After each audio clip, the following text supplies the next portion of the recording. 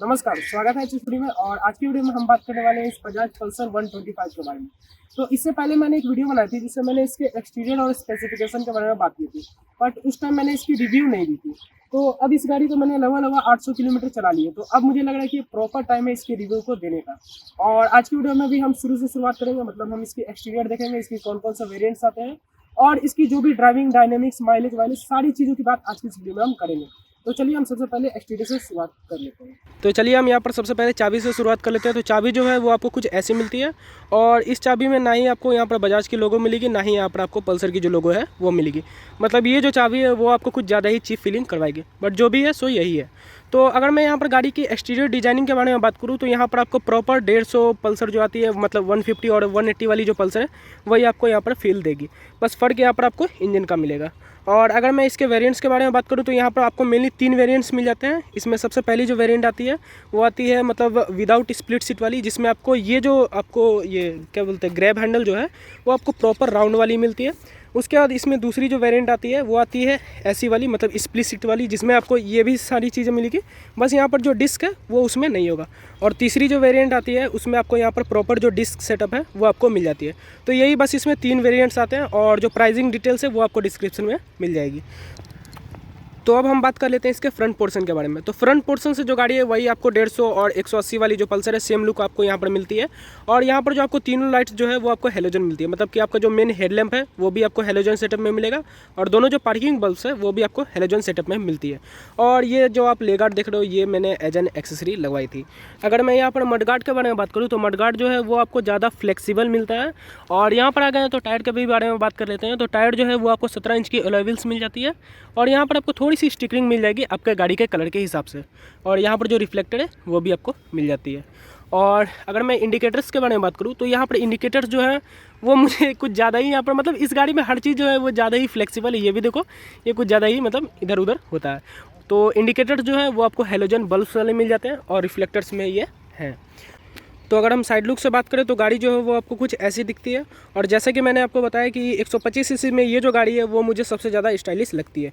और यहाँ पर अगर हम बात करें तो यहाँ पर आपको थोड़ी सी जो स्टिकरिंग है वो आपको कलर के हिसाब से यहाँ पर की हुई है। तो यहाँ पर अगर आप देखो तो यहाँ पर आपको पल्सर की जो प्रॉपर इम्बोस है वो मिल जाती है। यहाँ पर कोई भी आपका स्टिकरिंग जो है वो नहीं किया हुआ। यहाँ पर भी थोड़ी सी ये जो एलिमेंट्स है वो आपको मिल जाती है। और यहाँ पर अगर मैं बात करूँ तो यहाँ पर आपको बैटरी जो कवर है वो मिल जाती है, और यहाँ पर थोड़ा सा आपको जो वेंट दिया हुआ ताकि जो बैटरी है वो थोड़ी सी कूल रहे। तो यहाँ पर अगर हम इंजन के बारे में बात करें तो यहाँ पर 124.4 सीसी की आपको इंजन मिल जाती है, जो कि आपकी पावर प्रोड्यूस करती है 11.64 bhp। और ये लगभग आपको 10.8 न्यूटन मीटर की टॉर्क जो है वो आपको पिक टॉर्क जो है वो आपको दे देगी लगभग 6500 RPM पर। और यहाँ पर अगर हम बात करें तो यहाँ पर आपको इंजन स्प्रेस गार्ड जो है वो आपको मिल जाती है, और यहाँ पर भी थोड़ी सी स्टिकरिंग जो है वो आपके गाड़ी के कलर के हिसाब से की हुई है। और ये जो स्प्लेश गार्ड है ये आपको मतलब सिंपल वाले वेरिएंट में नहीं मिलेगा, मतलब जिसमें आपको स्प्लिट सीट जो है वो नहीं आती है उसमें आपको ये जो स्प्लेश गार्ड है वो भी आपको नहीं मिलता। और यहाँ पर जो किक है इस किक में मुझे थोड़ी सी इशू ये लगी कि ये जो आप पोर्शन देख रहे हो यहाँ पर ये थोड़ा सा ज़्यादा नोकीला है। रीज़न ये है कि अगर मैं आपको यहाँ पर दिखाने की कोशिश करूँ तो ये जो पोर्शन ये कुछ ज़्यादा ही नोकीला, और जैसे आप इस पर पैर ऐसे रखते हो तो ये आपके यहाँ पर देखो लगती है। तो यहाँ पर अगर मैं दिखाने की कोशिश करूँ तो देखो यहाँ पर मेरी जो ये बहुत सारी जो कट्स है वो मेरे पैर में लगा चुकी है। तो ये लगता है मुझे ग्राइंडर मरवा के सही करना पड़ेगा। और उसके बाद यहाँ पर जो है वो आपको यहाँ पर जो साइलेंसर है उस पर आपको थोड़ी सी ये जो सिल्वर फिनिश है वो आपको मिल जाती है, और यहाँ पर आपको मैट ब्लैक की फिनिश जो है वो मिल जाती है। उसके बाद अगर हम यहाँ पर बैक पोर्शन से बात करें तो गाड़ी जो है वो आपको कुछ ऐसी दिखती है, जो कि मैंने आपको पहले ही बताया कि 180 और 150 सीसी वाली जो पल्सर है सेम उसी से रिजेंबल करती है। और यहाँ पर जो है वो आपको LED सेटअप मिल जाती है प्रॉपर, और यहाँ पर भी आपको जो इंडिकेटर जो है वो आपको हेलोजन में मिल जाते हैं और रिफ्लेक्टर बेस्ड है। और इसकी जो क्वालिटी है वो मुझे अच्छी लगी, क्योंकि ये जो पार्ट है ये कम से कम मतलब यहाँ पर फ्लेक्सिबल है। बट मैंने सुना कि ये जो पल्सर जो है ये सारी पल्सर्स में ये प्रॉब्लम है कि ये जो पार्ट है ये हिलने लगती है कुछ टाइम बाद। तो अगर आपके साथ भी ये चीज़ हुआ तो नीचे आप कमेंट में बताओ, ताकि मैं बाकी लोगों को बता सकूं कि हाँ ये जो प्रॉब्लम है वो है। और यहाँ पर आपको स्प्लिट जो है वो हैंडल बार्स मिल जाती है। और उसके बाद अगर हम यहाँ पर बात करें तो ये जो पोर्शन है ये भी देखो, ये भी बहुत ही ज़्यादा फ्लेक्सिबल है। देखो ये मेरी छोटी वाली उंगली है और इससे मैं इसे आगे पीछे कर रहा हूँ। और यहाँ पर अगर हम टायर साइज़ के बारे में बात करें तो यहाँ पर आपको 100/90 और 17 इंच की अलॉय व्हील्स मिल जाती है। मतलब इसकी जो सेक्शन है पीछे वाले टायर की वो थोड़ी सी चौड़ी है आगे वाले के मुकाबले। और यहाँ पर भी जो स्टिकरिंग है वो है ही। और यहाँ पर जो आपको इंजन कवर है वो आपको मिल जाता है। उसके बाद सेम साइड लुक है, और यहाँ पर अगर हम गियर बॉक्स के बारे में बात करें तो यहाँ पर आपको एक गियर जो है वो आगे मिलती है और बाकी 4 गियर जो है वो आपको पीछे मिलती है, और जो बीच में जो है वो आपको न्यूट्रल मिल जाता है। तो अब हम बात कर लेते हैं इसके इंस्ट्रूमेंटल क्लस्टर के बारे में। तो इंस्ट्रूमेंटल क्लस्टर में जो एनिमेशन है वो आपको कुछ ऐसी मिलती है जैसे कि आपने देखा, और यहाँ पर जो है वो आपको हाफ डिजिटल और हाफ एनालॉग इंस्ट्रूमेंटल क्लस्टर मिलती है। और यहाँ पर जो है वो आपको एनालॉग वाले पार्ट में आरपीएम जो मीटर है वो आपको मिल जाती है, और यहाँ पर आरपीएम लाइट मिल जाती है। अगर हम डिजिटल पार्ट के बारे में बात करें तो यहाँ पर आपको स्पीडोमीटर, फ्यूल गोज, ओडोमीटर और ट्रिप मीटर मिल जाती है। और यहाँ पर आपको टॉगल करने की जो बटन है वो दी हुई है, और इससे अगर मैं प्रेस करता हूँ तो यहाँ पर आपको जो ट्रिप मीटर है वो आपको 2 मिलती है, मतलब ट्रिप 1 और यहाँ पर ट्रिप 2। सॉरी, थोड़ी गाड़ी मतलब ज़्यादा गंदी है इसलिए आपको अच्छे से पता नहीं चलेगी, बट मैं इसे एडिटिंग में सॉल्व कर दूँगा। और यहाँ पर आपको कुछ लाइट्स मिल जाती है, जो कि यहाँ पर आपको इंडिकेटर्स की लाइट जो है वो आपको मिल जाएगी, और यहाँ पर आपको न्यूट्रल इंडिकेटर मिल जाएगा, और यहाँ पर आपको पासिंग की जो लाइट है वो आपको मिल जाएगी, और यहाँ पर आपको इंजन माल फंक्शनिंग लाइट जो है वो आपको मिल जाती है। उसके बाद अगर हम बटन्स के बारे में बात करें तो बटन जो है वो आपको लेफ्ट साइड में जैसे एज यूजुअल इंडियंस गाड़ी में आती है, यहाँ पर आपको पासिंग की जो स्विच है वो यहाँ पर मिल जाती है, यहाँ पर आपको हाई लो की जो स्विच है वो मिल जाएगी, यहाँ पर आपको इंडिकेटर्स टॉगल करने की जो स्विच है वो मिल जाएगी, और यहाँ पर हॉर्न्स की जो स्विच है वो मिल जाती है। मैं आपको हॉर्न सुनाता हूँ। तो यहाँ पर जो हॉर्न है वो फिलहाल बज नहीं रही है, तो मैंने ये चीज़ जो है वो बहुत दिन से नोटिस की है कि इसकी जो हॉर्न है उसमें थोड़ी थोड़ी जो प्रॉब्लम है वो आती है। अगर मैं इसे अभी चलाऊंगा कुछ 4-5 किलोमीटर तो ये जो हॉर्न है वो फिर से वर्क करने लगी। तो ये जो हॉर्न है इसमें थोड़ी सी मुझे क्वालिटी इशू जो है वो लगी।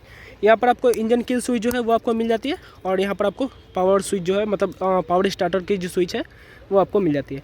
फ्रंट डिस्क ब्रेक की जो लीवर है वो मिल जाती है, और यहाँ पर आपको क्लच का जो लीवर है वो आपको मिल जाता है। मैं आपको एग्जॉस्ट नोट सुनाता हूँ।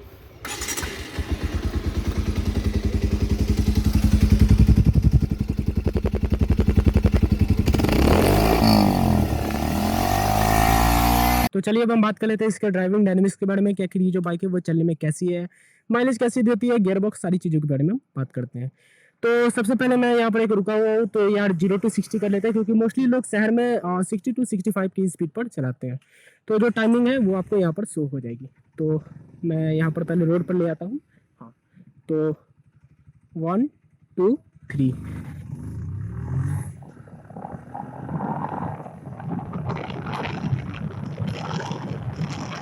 तो जो टाइमिंग है वो यहाँ पर आपको दिख रही होगी कि ये बाइक ने इतने सेकंड में कंप्लीट कर लिया। तो सबसे पहले हम यहाँ पर बात कर लेते हैं एनवीएच के बारे में, मतलब कि नॉइज, वाइब्रेशन और हार्शनेस के बारे में। तो अगर मैं यहाँ पर नॉइज के बारे में बात करूँ तो बाइक जो है वो ऐसा नहीं है कि मतलब बहुत ही ज़्यादा चिगारती है या इंजन ज़्यादा ही आवाज़ करती है, ऐसा नहीं है। इसकी जो नॉइज है वो आपको मॉडरेट मिलेगी, मतलब जैसे आप 4500 आरपीएम से थोड़ी सी ऊपर जाओगे या 4500 आरपीएम से आप ऊपर जाओगे तो आपको जो नॉइज है तब सुनाई देगी। बट अगर आप इसे शिफ्ट कर लेते हो 4000 आरपीएम तक में या 4200-4300 आरपीएम में, तो नॉइज जो है वो आपको ज़्यादा सुनाई नहीं देगी। तो अब हम बात कर लेते हैं वाइब्रेशन के बारे में। तो वाइब्रेशन जो है वो है आपके हैंडल बार पर आपको अच्छे से सेंसेशन होगी वाइब्रेशन, आपके जो फुटरेस्ट है वहाँ पर आपको वाइब्रेशन सुनाई देगी, मतलब महसूस होगी। और जहाँ पर आप बैठते हो मतलब सीट जो है उस पर भी आपको वाइब्रेशन जो है वो थोड़ी थोड़ी मतलब सेंसेशन देगी। अब हम बात कर लेते हैं हार्शनेस के बारे में। तो यार इंजन जो है वो हार्शनेस के बारे में अगर मैं बात करूँ तो जैसा कि मैंने बताया कि जैसे आप 4500 आरपीएम से आप इसे ऊपर लेके जाते हो तो इंजन बहुत ही ज़्यादा मतलब आवाज़ करता है, और इसके कारण क्या होती है कि मतलब जो इंजन है उसमें हार्शनेस बहुत ही ज़्यादा, और इसके कारण मतलब इंजन एक तरह से कहती है कि यार मतलब ज़्यादा रैम नहीं करो, मेरी जो आरपीएम है उसे कम करो। तो यहाँ पर अगर मैं हार्शनेस के बारे में कहूँ तो हार्शनेस तो है अच्छे खासे इसमें, मतलब जो है वो मतलब इंजन जो है वो रैप फ्रेंडली नहीं है। तो अब हम बात कर लेते हैं इसके माइलेज के बारे में। तो इसकी अगर मैं माइलेज के बारे में बात करूँ तो ये सबसे बड़ी इसकी ड्रॉबैक है, क्योंकि इसकी जो माइलेज है वो लगभग आपको 40 से 45 के करीब करीब इसी के बीच में आपको मिलेगी। अगर आप बहुत अच्छे से चलाते हो, मतलब बहुत ही आराम से चलाते हो, तो लगभग आपको 47, उससे ज़्यादा आपको ये बाइक जो है वो नहीं देगी। तो यार मतलब माइलेज के मामले में ये जो बाइक है वो थोड़ी सी मार खा जाती है, और इसलिए ये खाती है क्योंकि यहाँ पर जो गाड़ी की जो वेट है वो बहुत ही ज़्यादा, मतलब 125 सेगमेंट सीसी में सबसे ज़्यादा है, लगभग 142 या 143 किलोग्राम इसकी वेट है, जिसके कारण क्या होती है कि इसकी जो इंजन है वो तो छोटी है, तो इसके कारण जो माइलेज है वो थोड़ी सी ड्रॉप हो जाती है। तो यहाँ पर हाँ माइलेज जो है वो कम है बाकी गाड़ियों के मुकाबले। तो अब हम बात कर लेते हैं इसके गियर शिफ्टिंग के बारे में। तो देखो मैं यहाँ पर गियर शिफ्टिंग के बारे में इसलिए बात कर रहा हूँ क्योंकि मोस्टली बजाज के गाड़ियों में क्या होती है कि अगर आप 2 साल चला लेते हो, 3 साल चला लेते हो, तो गियर में थोड़ी बहुत प्रॉब्लम जो है वो आते रहती है। और इस बाइक के साथ भी प्रॉब्लम ये है कि अभी अगर मैं गियर इसके चेंज करता हूँ तो मतलब शिफ्टिंग में जो है वो बहुत ही ज़्यादा आवाज़ करती है। बाकियों गाड़ियों में भी मतलब जो आवाज़ है वो आती है गियर शिफ्ट करते समय, बट इसमें जो आवाज़ है वो बहुत ही ज़्यादा आती है। मैं आपको दिखाता हूँ। फॉर एग्जाम्पल मैंने क्लच को प्रेस कर लिया और मैं अभी गियर कम करता हूँ, देखना, सुनना आप इस आवाज को।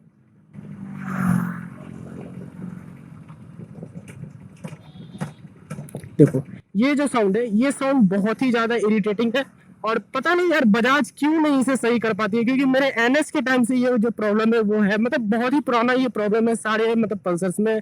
तो ये जो प्रॉब्लम है यार, इसे बजाज को मतलब ठीक करने की जरूरत है।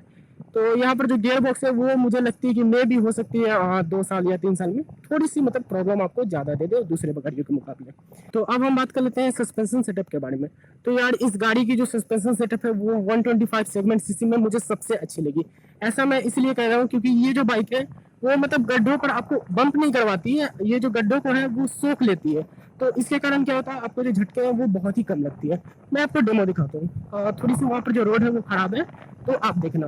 फॉर एग्जाम्पल मैं यहाँ पर फिलहाल 40 या 43 की स्पीड पर हूँ, और यहाँ पर देखो यहाँ थोड़ी सी गड्ढे ज़्यादा है, तो मैं तो मतलब मुझे उतनी लगी, मतलब मुझे उतनी झटका नहीं लगी जितना मतलब अदर गाड़ियों में मुझे लग सकती थी। मतलब हो सकता था वहाँ खट से कुछ ज़्यादा कस के आवाज आता, बट यहाँ पर जो है वो सस्पेंशन सेटअप बहुत ही अच्छे है। मतलब गाड़ी जो है वो वेल प्लांटेड है, ऐसा नहीं है कि मतलब उछल रही है ज्यादा या ऐसा कुछ नहीं, या मतलब गड्ढों को ये अच्छे से सोख लेती है। तो ये रही सस्पेंशन सेटअप के बारे में बात। तो अब हम बात कर लेते हैं कुछ बातों की जो कि मुझे इस बाइक में अच्छी नहीं लगी सिटी ड्राइविंग के हिसाब से। तो सबसे पहली जो प्रॉब्लम मुझे इसमें ये लगी यार, इसकी वेट जो है वो लगभग 142 या 143 किलोग्राम है, जो कि सिटी के हिसाब से मुझे सही नहीं लगती। रीजन ये है कि अगर आप देखो कि सिटी में लोग मतलब हल्की गाड़ियों को ज़्यादा प्रीफर करते हैं, जैसे स्प्लेंडर हो गई, या अगर 125 सेगमेंट सीसी की भी अगर बाइक लेना चाहते हैं तो वो लगभग 115-120 केजी के करीब करीब रहने जाते हैं। बट इसकी जो वेट है वो बहुत ही ज़्यादा चली जाती है, जिसके कारण हो सकता है कि मतलब नए ड्राइवर्स को थोड़ी सी प्रॉब्लम हो कि यार मतलब बोले कि हाँ थोड़ी सी गाड़ी जो है वो ज़्यादा भारी है। बट ऐसा नहीं है, ये मतलब हैबिचुअल वाली चीज़ है कि जैसे लोग बुलेट लेते हैं तो बुलेट भी बहुत भारी है, लेकिन तभी उसे लोग शहर में चला लेते हैं। तो ये हैबिट वाली बात है। तो दूसरी प्रॉब्लम के बारे में अगर मैं बात करूँ जो कि मुझे इस बाइक में सिटी ड्राइविंग के हिसाब से सही नहीं लगी, वो है इसके हैंडल बार। इसके हैंडल बार जो है वो इस पॉइंट से ज़्यादा मुड़ते नहीं है।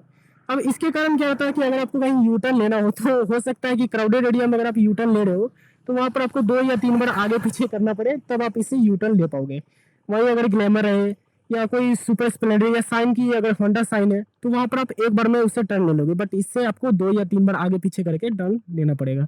तो मैं यहाँ पर कहना ये चाह रहा हूँ कि पल्सर ने इसकी जो बॉडी है मतलब 150-180 वाली सीधा उठा के यहाँ पर चेप दी है, बस यहाँ पर इंजन का फर्क किया। तो उन्हें थोड़ा सा ये सोचना चाहिए था यार कि गाड़ी जो है वो शहर के हिसाब से बना रहे हैं, तो थोड़ी इसमें मॉडिफिकेशन की जरूरत है। तो अब हम बात कर लेते हैं कि आखिर किन लोगों को ये जो बाइक है वो प्रीफर करनी चाहिए। तो अगर आपकी हाइट 5 फुट 6 इंच या 5 फुट 6 इंच से ऊपर है तभी आप इसे प्रीफर करना, क्योंकि अगर आपकी मतलब हाइट अगर कम रहेगी तो ये जो बाइक है वो भारी भी है, और उसके कारण क्या होगा कि आपके पैरों में जो है वो दर्द भी ये कर देगी।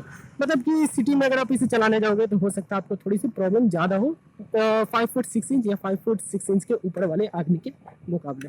तो इसलिए मैंने आपको कहा कि इसमें जो हाइट है वो थोड़ी सी इशू है। मतलब ऐसा नहीं है कि मतलब बहुत ही ज़्यादा लंबा ऐसा एनएस वाली हाइट नहीं है, बट हाँ भारी भारी होने के कारण मैं यहाँ पर कह रहा हूँ कि थोड़ी सी हाइट जो है वो अच्छी खासी रहेगी, तो इसमें प्रॉब्लम नहीं होगी आपकी। तो अब हम बात कर लेते हैं सेकंड पॉइंट के बारे में। तो देखो सेकंड पॉइंट अगर आप इसे प्रीफर करना चाहते हो तो वो है आपकी हाईवे ड्राइविंग। मतलब कि अगर आप इसे मतलब हाईवे पर ड्राइव करना चाहते हो, आपकी अगर रनिंग 60-70 किलोमीटर डेली की है तो आप इसे प्रीफर कर सकते हैं। रीजन ये है कि ये जो गाड़ी है वो हाईवे पर वेल प्लांटेड रहती है, और मैंने इसे चलाया मतलब 60-70-80 आराम से मतलब क्रूज कर सकते हो, और आपको ये भी नहीं लगेगा कि गाड़ी जो है वो आउट ऑफ कंट्रोल जा रही है, मतलब अच्छे से चिपक के चलती है। और ब्रेकिंग के बारे में मैंने बात नहीं की थी, तो अब हम बात कर लेते हैं। तो फिलहाल जो मैं गाड़ी चला रहा हूँ वो है सिंगल डिस्क वाली वेरिएंट, और पल्सर 125 में सभी गाड़ियों में आपको कॉम्बी ब्रेक की सिस्टम जो है वो मिलती है। तो फिलहाल मैं यहाँ पर 60 की पहले स्पीड रीच कर लेता हूँ, और उसके बाद मैं आपको ब्रेकिंग दिखाता हूँ। फिलहाल जो है वो पीछे ट्रैक है, तो पहले मैं इसे पास हो लेने देता हूँ, उसके बाद मैं ब्रेकिंग टेस्ट जो है वो करूँगा। तो पहले मैं इसे 60 की स्पीड जो है उसे रीच कर लेता हूँ, तो जाने देते हैं इस भैया को। तो फिलहाल जो है वो गाड़ी है 60 की स्पीड पर, और अब मैं ब्रेक लेता हूँ। तो ब्रेकिंग जो है वो मैं कहना चाहूँगा काबिल तारीफ। मतलब बाइक जो है वो इधर उधर भागती भी नहीं है और वेल प्लांटेड रहती है, और कॉम्बी ब्रेक के कारण मैं ये कह सकता हूँ कि इसकी जो ब्रेकिंग की जो इम्प्रूवमेंट है वो बहुत ही ज़्यादा हो चुकी है। तो इसकी जो ब्रेक्स है वो अच्छे हैं, इसलिए मैं कह रहा था कि आप इसे मतलब अगर आप हाईवे पर ज़्यादा चलते हो तो आप इसे मतलब फर्स्ट प्रायोरिटी में रखना, क्योंकि ये जो है वो ब्रेकिंग में भी अच्छी है, एक्सेलरेशन भी डिसेंट है, ऐसा नहीं है कि मतलब ज़्यादा मतलब पावर एक साथ आपको दे देती है, मतलब लीनियर पावर डिलीवरी है इसमें। और उसके बाद माइलेज जो है वो माइलेज भी मैंने आपको बताया कि अगर आप हाईवे में बहुत आराम से चलाते हो तो आपको 47 जो है वो ये आराम से दे देगी, क्योंकि इस भारी भरकम गाड़ी के हिसाब से मुझे सही लग रही है, क्योंकि गाड़ी जो है वो वेट में भी बहुत ही ज़्यादा है और लुक्स भी है वो बहुत ही अच्छी खासी मिलती है। तो हाँ, हो सकती है कि मतलब थोड़ी सी माइलेज जो है वो कम में मिले तो चल सकता है। तो अभी अभी मैं वीडियो एडिट कर रहा था तो मैंने एक न्यूज़ पढ़ी कि बजाज ने पल्सर NS 125 जो है उसे अभी लॉन्च कर दिया है। तो जैसे कि मैंने बोला था कि यार मुझे ये जो बाइक है वो 125 सेगमेंट सीसी में सबसे ज़्यादा स्टाइलिश लगती है, तो अब जो वो बात है वो अब वैलिड नहीं रही, क्योंकि अब NS की जो लुक है वो आप जानते हो बहुत ही अच्छी खासी है। और अब मुझे लग रहा है कि यार इसकी जो सेल्स है वो डाउन होगी और NS 125 की, क्योंकि देखो जो लोग मतलब स्टाइल के लिए लेना चाहते थे वो 125 सेगमेंट सीसी में पहले इस पर जाते थे, बट अब क्या है कि फिलहाल अब NS 125 आ चुकी है, तो NS की जो लुक है वो मतलब काबिल तारीफ है यार, उसकी तो लुक बहुत ही अच्छी है। बाकी मतलब बाकी जो 125 सेगमेंट सीसी के बाइक्स है, तो हो सकता है कि मैं भी अब इसकी जो सेल्स है वो डाउन हो जाए, तो उसकी भी मैं रिव्यू लाने की कोशिश करूँगा जल्दी, बट मिल जाए तब तो बाइक, नहीं तो दोस्त होंगे तो उनसे मैं देखूंगा, क्योंकि अभी फिलहाल जो है वो शोरूम वाले तो अभी तो देंगे नहीं मुझे, तो आप लोग सब्सक्राइबर बढ़ाओ तब ये मे पॉसिबल हो सकता है। तो चलिए अब हम बात कर लेते हैं इसके लाइट के बारे में, क्या कि इसकी जो लाइट है वो कैसी परफॉर्म करती है नाइट को।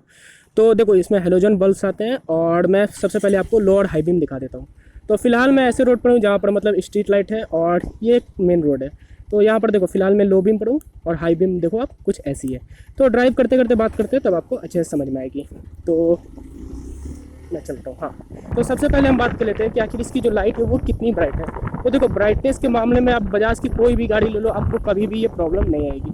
आप डिस्कवर ले लो या पल्सर की कोई भी आप बाइक उठा लो, उसमें कभी भी जो लाइट है वो आपको मतलब ब्राइटनेस के मामले में निराश नहीं करेगी, उनकी जो ब्राइटनेस है वो अच्छी ही रहती है। तो अगर हम यहाँ पर बात कर लेते हैं कि आखिर इसकी जो थ्रो है वो कैसी है, तो देखो थ्रो भी एकदम प्रॉपर है, यहाँ पर कोई भी मतलब ऐसा नहीं है कि लाइट इधर उधर फैल रही है। हाँ, हेलोजन है तो थोड़ी सी ये प्रॉब्लम आती है कि लाइट जो है वो कभी इधर उधर थोड़ा सा ज़्यादा भाग जाते हैं, बट वैसा कोई परेशानी नहीं है, आप इसे मतलब पूरे अंधेरे में भी ड्राइव कर पाओगे। और मैं आपको आगे लेके जा रहा हूँ एक कच्चे रास्ते पर, जहाँ पर मैं आपको दिखाऊंगा कि पूरे अंधेरे में भी ये गाड़ी कैसी परफॉर्म करती है। तो पहले उस रोड पर चलते हैं। तो फिलहाल मैं एक ऐसे कच्चे रास्ते पर आ चुका हूँ जहाँ पर कोई भी मतलब स्ट्रीट लाइट जो है वो नहीं है, यहाँ पर बस एक दो घरों की जो लाइट है वो है। तो अगर मैं यहाँ पर आपको दिखाने की कोशिश करूँ तो देखो अभी आपको अच्छे से जज हो पाएगा कि लो बीम में जो गाड़ी है वो देखो इसकी थ्रू जो है वो वहाँ तक जा रही है, आप देख सकते हो, और हाई बीम में अगर आप देखो तो थ्रो जो है वो वहाँ तक जा रही है। तो यार लाइटनिंग के मामले में मैंने जैसा कि कहा कि यार पल्सर की कोई भी आप गाड़ी ले लो, मतलब बजाज की गाड़ी आप कोई भी उठा लो, उसकी जो लाइट्स है वो आपको अच्छी ही मिलेगी, इसमें कोई प्रॉब्लम है नहीं। बस हीरो की गाड़ी में यार प्रॉब्लम ये आती है कि उनकी जो लाइट्स है वो बहुत ही ज़्यादा डीप रहती है, तो लोग उसे बैटरी से कनेक्ट करवा लेते हैं या फिर मतलब चेंज करवा लेते हैं, जैसे कि आप जान रहे हो। और अगर मैं इसके बारे में बात करूँ तो देखो लो बीम पर जो है वो आपको गड्ढे अच्छे से विजिबल होंगे, मतलब आप रात में इसे अच्छे से चला सकते हो कच्चे रास्तों पर भी। और हाई बीम के बारे में बात करें तो आपको अच्छे से मतलब जो दूरी है वो आपको दिख जाएगी। तो इसके अगर लाइट के बारे में मैं एक शब्द कहना चाहूँगा तो यार फैंटास्टिक, बहुत ही अच्छे लाइट्स हैं इसके। तो ये थे मेरे रिव्यूज इस बजाज पल्सर 125 को लेके, और जो चीज़ें मैंने एक्सपीरियंस की इस बाइक के साथ वो मैंने आपके साथ शेयर कर दी। बट फिर भी अगर आपको लगता है कि मैं कोई चीज़ अगर मिस कर गया हूँ तो सिंपली आप मुझे कमेंट करो, मैं उन चीज़ों को मतलब क्लियरफाई आपके साथ करने की कोशिश करूँगा। और आज की वीडियो में बस इतना ही, वीडियो देखने के लिए धन्यवाद।